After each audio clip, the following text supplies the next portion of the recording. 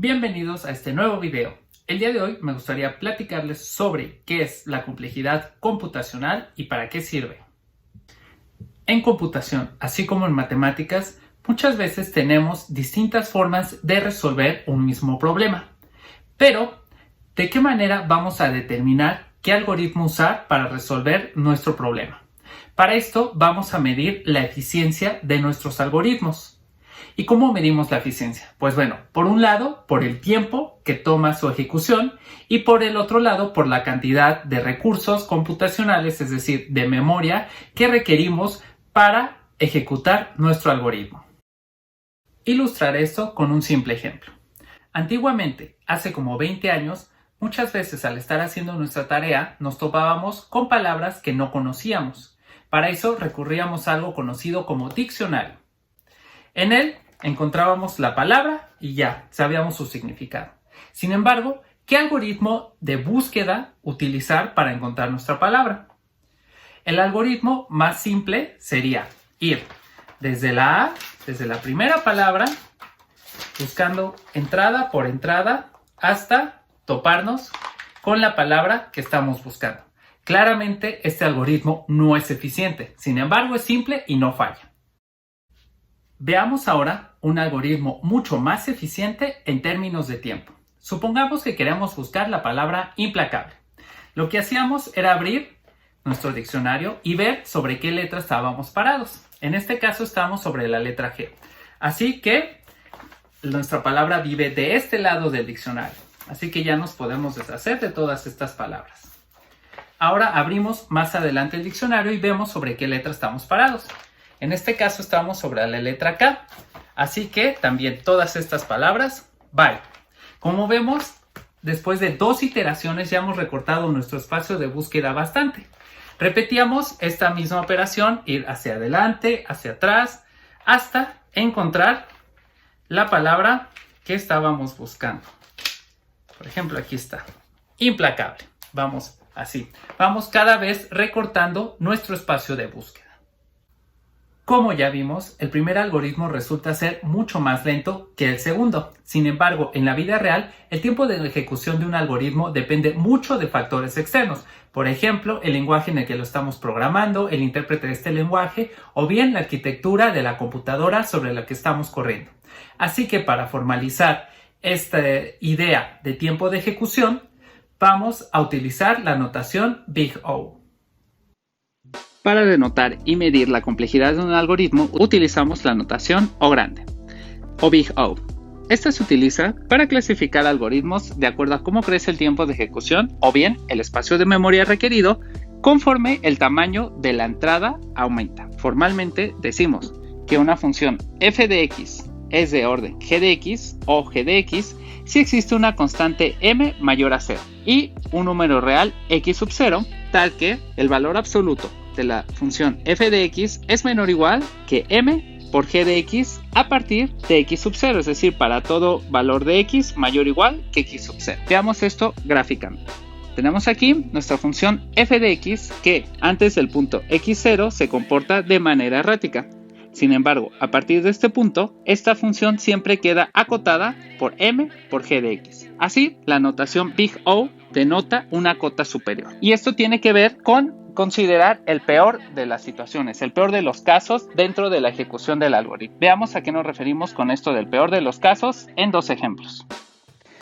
El primer algoritmo que vimos para buscar palabras corresponde con el algoritmo de búsqueda lineal. Este recibe como entrada una lista L con n elementos y un valor x que será nuestro objetivo a buscar. Y como salida nos entrega el índice donde se encuentra el valor x. Empezamos con un ciclo for que irá desde igual a 0 hasta el último elemento de la lista. Si en el índice i en la lista L encontramos el valor x, regresa este índice, es decir, la posición.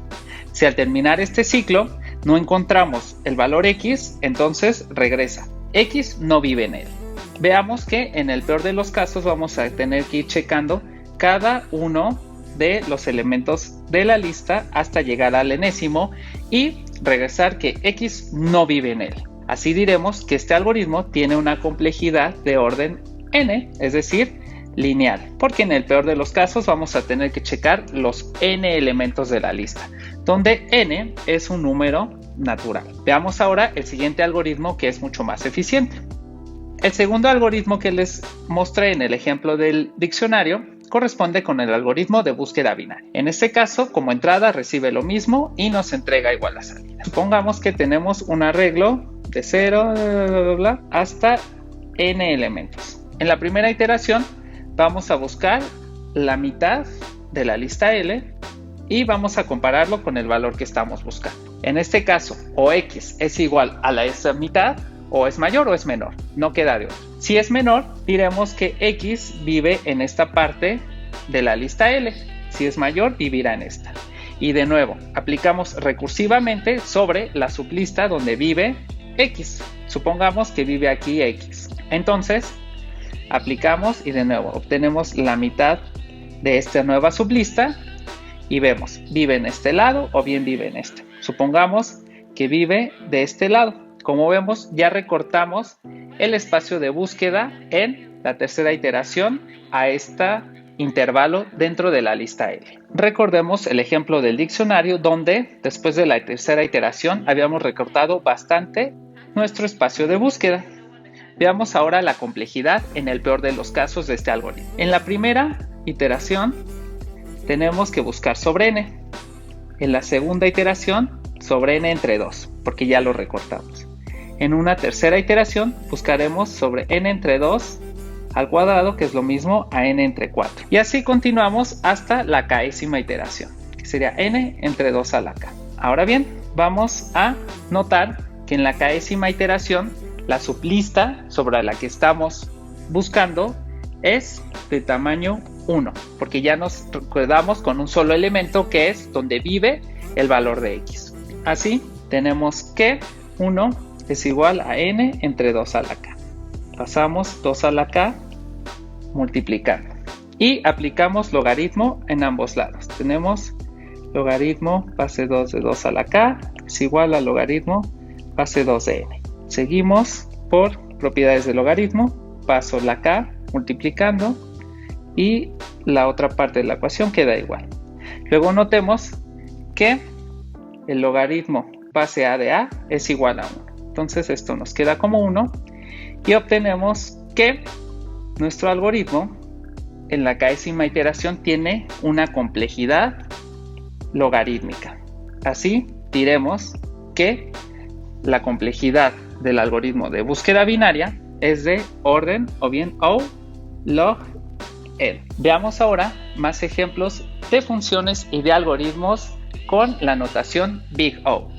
Tenemos aquí que los algoritmos de menor complejidad constante. ¿Y cuáles tenemos aquí? Pues las operaciones elementales, que sería la suma, resta, igualar y la comparación. Después, con una mayor complejidad, tenemos aquellos que son O log n.